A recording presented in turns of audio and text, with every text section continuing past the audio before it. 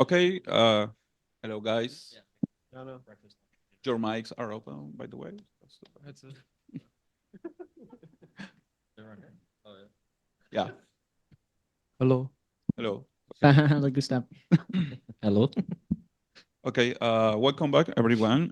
For the next segment, we have here Sentinels. Congratulations for your victory. And thank you for being here. Now we open the floor to questions from the media. So we are going to start with Snack from Esports. Yes, thank you. First of all, congratulations on the win, guys. My question is for johnqt. So I want to talk about Sunset because despite the 6-6 scoreline on the first half, it looked like your team had more control of the map. So what would you say allowed DRX to make things that close in the second half that led to overtime? I think we had a good start of the attack half, and we were up like 11-7, 11-6, something like that. But they did like some good adjustments. They played to flood and was like very smart of them. They kind of like had a good read. We also a bit like overheated, to be honest, and it's been happening in our past Sunset where we have such a big lead and we just like kind of like give it away and go to overtime. But we have a lot of reps on Sunset since like off season. We played a lot, and I feel like we've played all type of games where we're down, we're up, it's kind of close, and we have a lot of experience on it. So yeah. Thank you so much. Thank you so much for this question. Next question is from Sierra Frisbee. Hey guys, congrats on the win. My question is for Kaplan. Was the zekken neon and the compositions today prepared for the DRX match specifically, or how different do you think the compositions you played today will look in subsequent matches now that there are kind of VODs to go off of and it's kind of lost its surprise factor? Zach actually just picks his agent when he locks in, and he said he wanted to play neon today. It's not information I would really want to give out mid tournament, but obviously we play around with different things and work on different things and try to keep the toolbox big, and then we can make smart decisions about what we bring to each match. Thank you so much. Next question is from Cedar. Hello, congrats on the win, guys. I'd like to ask this question to Zellsis. A bit of a fun one. You keep doing that pose with the Champions Trophy or whatever. Yeah, keep doing that. But I also want to ask you, watched Deadpool Wolverine recently. So, would you recreate that dance if you won Champions? That they do in the intro. Which dance? The one Deadpool does in the intro at the start of the movie. I would need a choreography teacher. What is that? Choreography teacher. But I mean, yeah, I mean, bye, baby. You know, I mean, sure, I'll dance. I'll do it if we win champs. Yeah. All right. Nice. Thank you, Do and more good than luck in dancing next if we game. win champs. I'll actually buy the Deadpool suit myself if we win champs, and I'll do it in the suit. I can't wait for it. All right. Good luck next game. Thank you. Thank you. Next question is from Lucas. Hello, everyone. My question is for Sacy. Oi, Sacy, sou o Lucas, Esports.net. Parabéns pela vitória. Durante a transmissão brasileira, na entrevista que você estava dando para ele, você falou que o time estava muito enérgico, né? Falando bastante. Queria saber o quanto dessa sua experiência de um jogador um pouco mais cascudo, mais experiência internacional, ajudou o time a se centrar e conseguir entrar nos eixos e encaminhar aí com essa vitória um pouco mais tranquila de 2-0. Com certeza é uma situação que eu já enfrentei antes. É normal, ainda mais na composição que a gente estava usando, que era uma composição mais agressiva, né? Com o Neon. Então, meio que a comunicação se tornou um pouco caótica. É normal, mas é controlável, sabe? Eu acho que a gente vacilou um pouco ali, porque eu senti que a Sunset, por exemplo, não era pra ter sido tão difícil assim. E foi porque a gente acabou entregando alguns rounds e não conseguiu manter a postura e a calma, né? Somente mid-round, assim. Então, a gente teve um pouquinho de...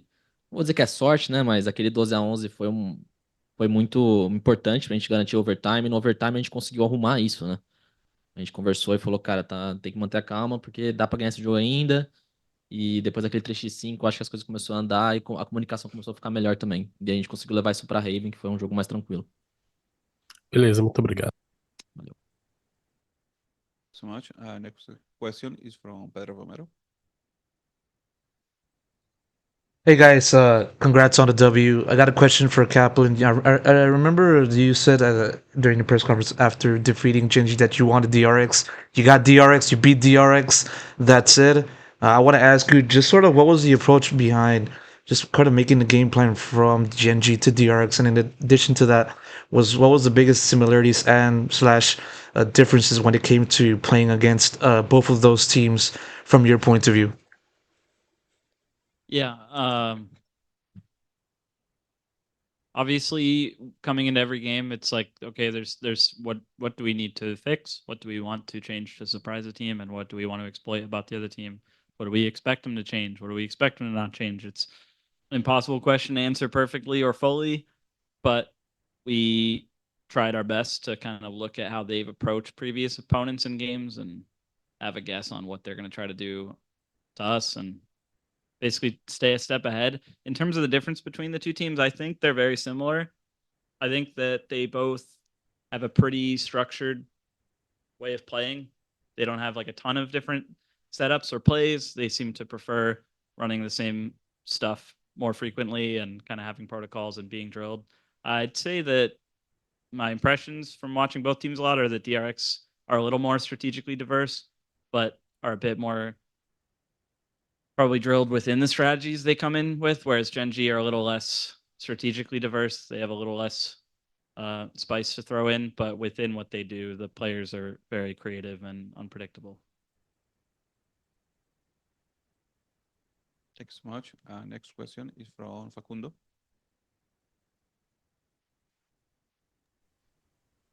Hey guys, congrats for the win. My question is going to be for johnqt. Looking now on the match of EDG and Trace, who do you think you're facing? It's hard to say. Trace looked like the better team this tournament, but EDG always has the edge over other Chinese teams, and I think might have a mental edge too. Seems like no teams can beat EDG really in China, especially in playoffs. So I'll probably give it to EDG. Thanks so much. Next question is from Ravis.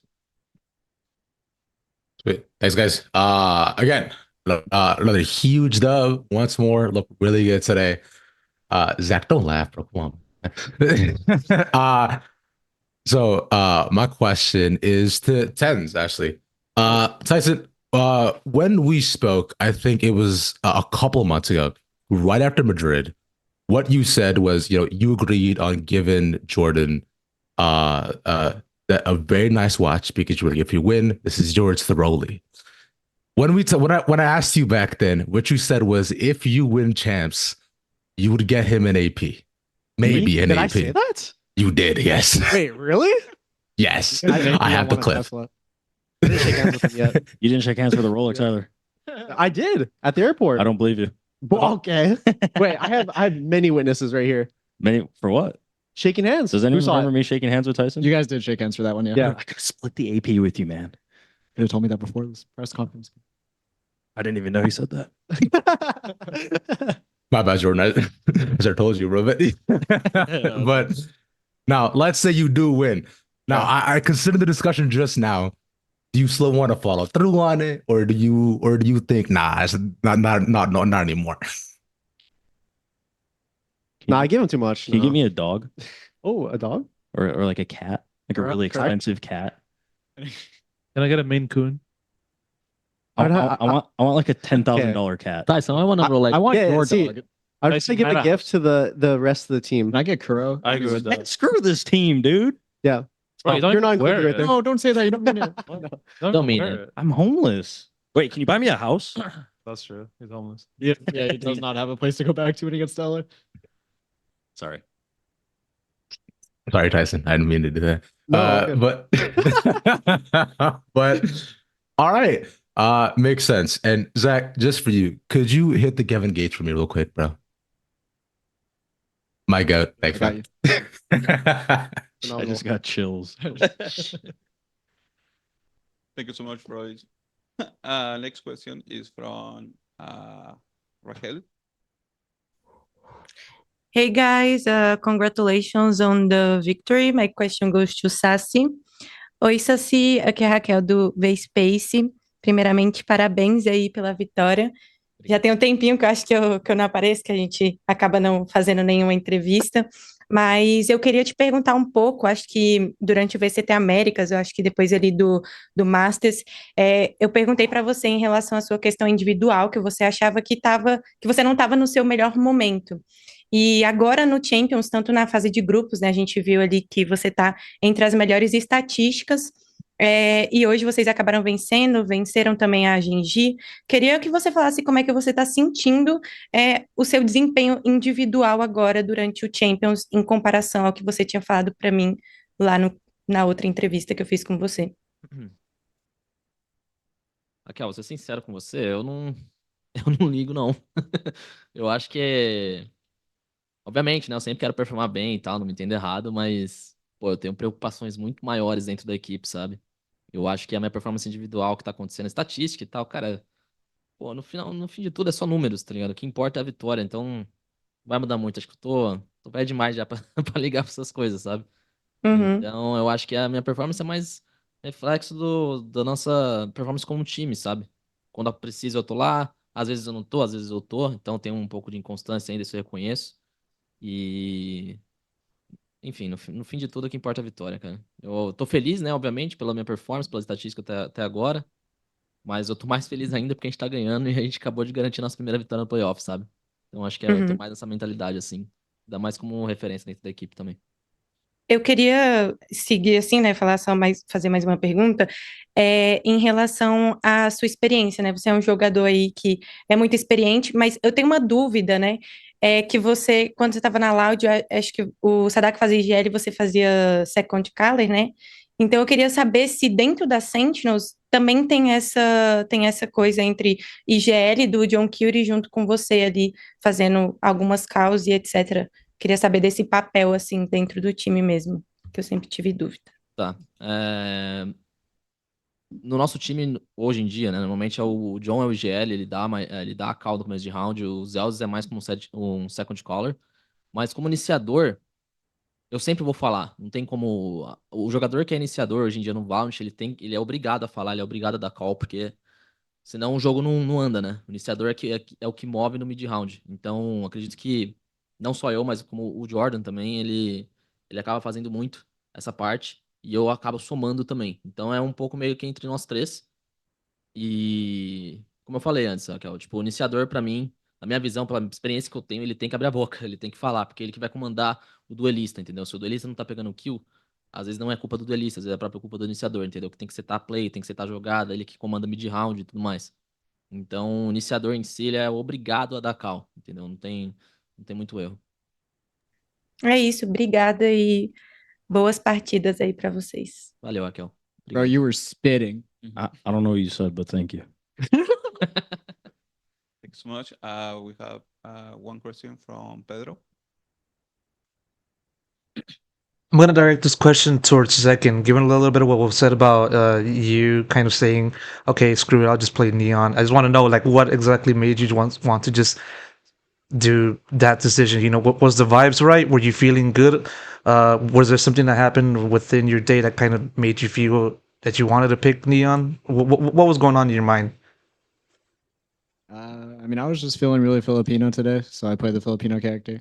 But I mean, we've had Neon in our back pocket for a while. We have a good amount of prep with her, and feeling very confident with her as of late. So we used her, and it worked out well.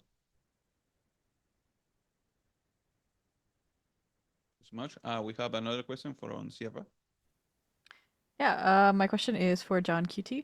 As the press said, Sunset was really, really close second half, and I wanted to ask about a particular round in overtime when it was DRX, I think, leading 13-12.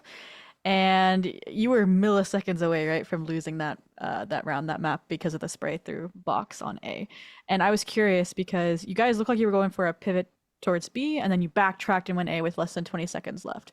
What did the comms look like? What was the decision to make that 180 back towards A?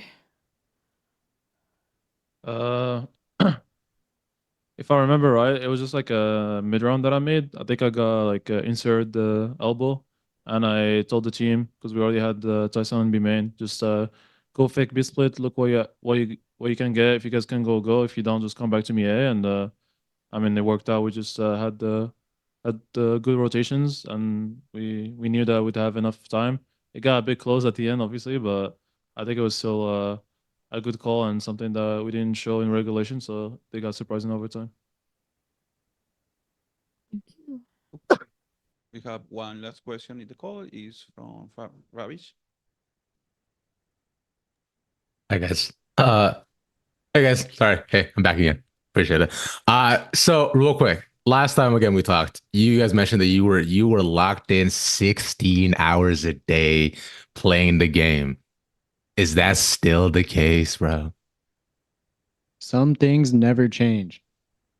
We were doing some calculations in the room, and let's just say that it is Kaplan and the Chocolate Factory over at Sentinels, because we have not apparently we have not had a single off day since we've been to Korea. So We had the meet and greet. And Kaplan, we had the meet and Kaplan greet. is a bad person. That Instead of a meet was and our greet. that was our off day, the meet and greet. Save us. Save us. Save us. We're just kids. Hell, Blink twice if we're you hold almost there. hostage. We're almost there. Can you see me blinking? You can see me blinking. The chocolate's almost made. Kaplan, thoughts on the bad person allegations? You know, I think they're true, and I'm Kaplan, and I think that. gotta do what you gotta do to win. Okay. All seriousness, sense. we love Cap, and so there's going to be a troll that takes us out of context, but we're all in agreement. Yeah. we He's love, toxic. we love Cap. Oh, he sucks. Well, I only love them if we keep winning. Okay. Yeah. Cheers. Thanks, guys. Cheers. Thank you. Thank you. Thank you so much. We have one question here in the room. Hey guys, this is Jacob from Capital S Esports.com. Hello, My Jacob. question's for the whole team. You guys do a lot of fun poses and sort of celebrations after you win rounds. I want to ask, like, as a team, if you had to pick one, is there one in particular that's your favorite? Thanks for the question, 3, John. 2, 1. There it is. Thank you. Thank you. Thank you. And we have another question here in the room. I have a question. Hello. Sorry. We have another question in the call. Is Fanita? Yep. Thank you. Hello, I'm Finita Bebe from Real News, and I wanted to ask two things. First of all, I wanted to ask TenZ about who do you feel could be the strongest opponent during the VCT and why? I think it's a hard question to answer. Because each team is very different. Each team have their moments where they shine. So I don't know if I can put an exact finger on like a team that I think is like a definite like super team and is really strong. Because I think all the teams here that have made it this far into the event, they're all pretty strong, especially on the other side of the bracket. I know there's a lot of good teams over there. So it is kind of a hard question for me to answer, and I can't really specify. Thank you. And my second question is for the coach. I wanted to ask, how do you evaluate the team's performance so far? And what do you think that would be key to continue improving and keep having during the final and the semifinals? Yeah, I think we have had a lot of slumping this year due to larger issues with kind of how we show up and communicate on game days. And we're now 3 matches in a row of communicating incredibly well and communicating through our issues, holding each other accountable, talking a lot, keeping the vibes high, everything like that. So obviously the number one goal is maintaining that. But, if we, after 3 games of it, I think we could start to trust we will maintain that and put our energy elsewhere. It becomes more about the details, right? As these games get closer and we play better opponents, we just have to make sure we're staying prepared strategically. And also, we can't just stay the same team all tournament. We need to stay creative and switching up how we do things and cleaning up small habits and mistakes, just making sure we don't autopilot into these games, because obviously every team is going to be working hard to prepare to beat us. Thank you so much. Thanks so much. We have one question here. I actually have 2 small questions, Okay. if I may ask. Go. Like, first of all, congrats with the win. My first question is to Zekken. since no one is saying, I'm saying congrats with the ace. Thank you. How did it feel? Oh, great. Probably wasn't like the cleanest ace ever, but it's my first one in champs, and I think in an international tournament in general. So very, very happy with it. Mm-hmm. Thank you. And my second question is to TenZ. Today I was filming Sentinels fans, and there was one particular fan who was very passionate about Tyson, and he kept telling me what a great player and a person you are. And then it turned out it's your uncle Chris. Oh yeah. Okay. So I wanted to ask how much like the family support means to you, and probably you want to say something to your dear people. Thank Yeah. you. I honestly like family support's amazing. It's always nice to have family come out to support the team during the games. I do think it's pretty important. And overall, yeah, it's just nice. I'm glad my Uncle Chris was able to come out here during this time just because just some like sorry, let me give you a second. He's a troll and some stuff he says is really funny. So I'm glad he's here. That boy Chris. Yep. Cool. Okay. Thank you, Sentinel, for being here, sharing your thoughts and experience. Congratulations once again for your victory. Thank you. Thank you. Thank you.